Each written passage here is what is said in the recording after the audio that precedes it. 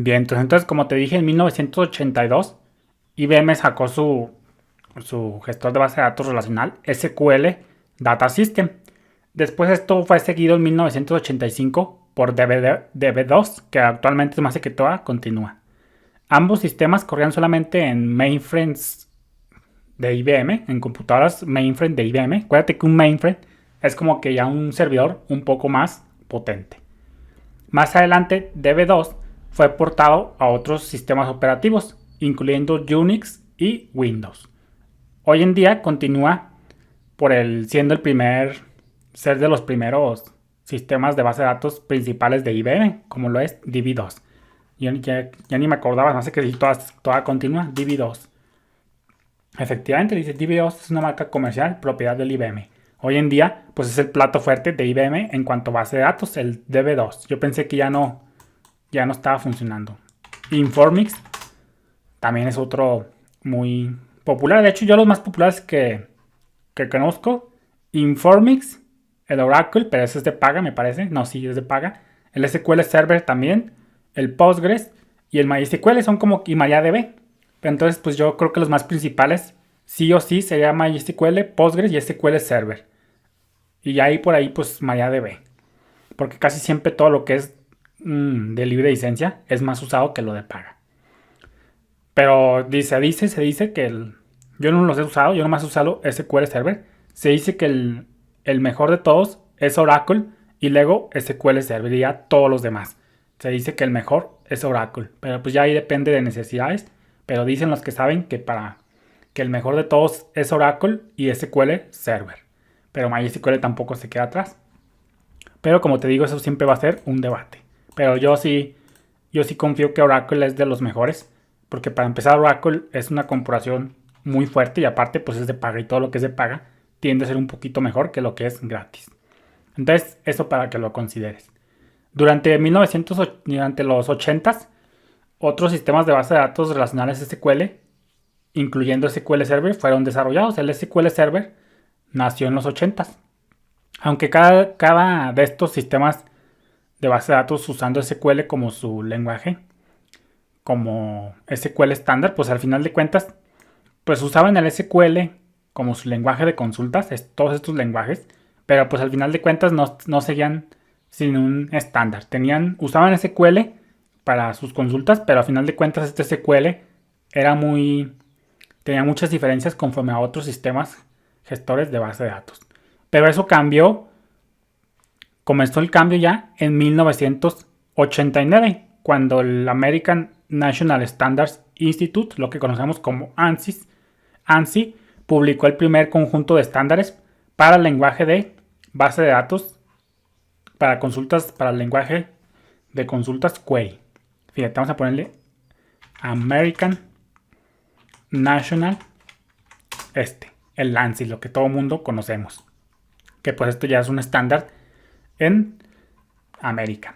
Entonces, pues en 1989, pues si bien es cierto, todos los sistemas gestores de base de datos usaban SQL, pero pues todo el mundo andaba por su lado y no se seguía un estándar. Entonces en 1989 ANSI decidió publicar el primer conjunto de estándares para el lenguaje de consultas de base de datos. Como como cada productor, cada fabricante de base de datos intentaba ahora sí que cumplir estos estándares, pues su implementación de SQL pasó a ser similar. Entonces, pues el ANSI se los agarró cortitos y sí o sí todos los productores de bases de datos tenían que sujetarse a estos estándares, porque pues ya el ANSI, el American National Standard Institute, ya es cosa seria.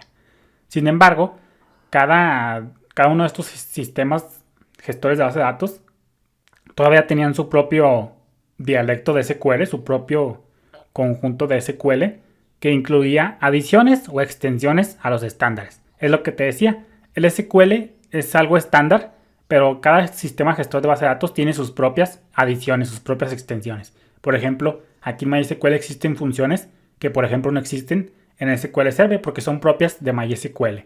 Entonces, pues un sistema gestor de base de datos se compone del estándar SQL más las adiciones o extensiones que el propio sistema gestor de base de datos pues tiene, pero pues como te decía, si tú aprendes SQL en cualquier sistema gestor de base de datos te va a funcionar el 95%. Aunque tú deberías de ser capaz de todos los estándares de SQL, ellos todavía tienen un efecto, todavía tienen, ahora sí que siempre los deberías de conocer, pero pues todavía son muy útiles para cada programador. Tienes que saber tu SQL, por ejemplo, si te vas a hacer un backend.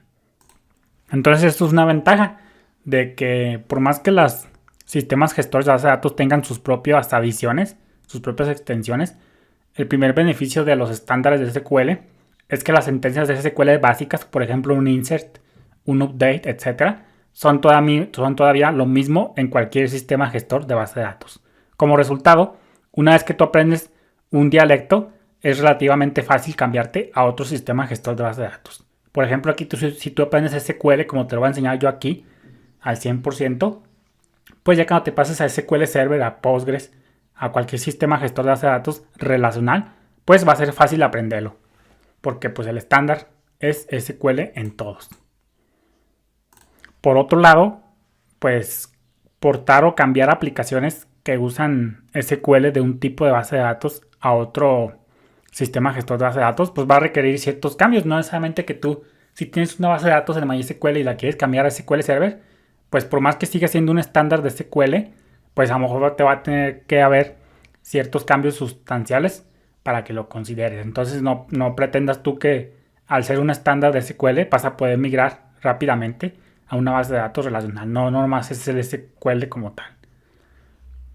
Luego más adelante vamos a hablar de la historia de MySQL. En 1995, el año de 1995, 2 años antes de que yo nací en el 97, pues ese año vio el primer lanzamiento de MySQL, el cual era solamente usado internamente por la compañía que lo desarrolló, en este caso MySQL AB. MySQL AB fue de la mano donde se creó MySQL. Saludos.